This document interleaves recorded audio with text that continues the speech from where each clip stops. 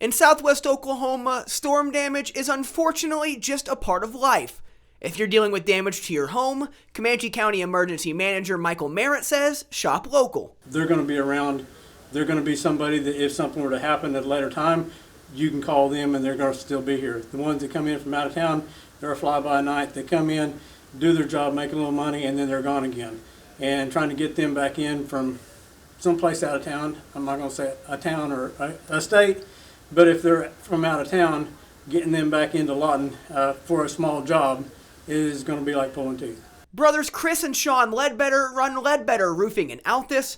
They say if you hire local, you'll be hiring workers who not only care about the community they live in, but also have a proven track record, either good or bad. If somebody can't really afford to spend a bunch of money, we're here to work with them. Word spreads. Good news spreads fast, bad news spreads faster.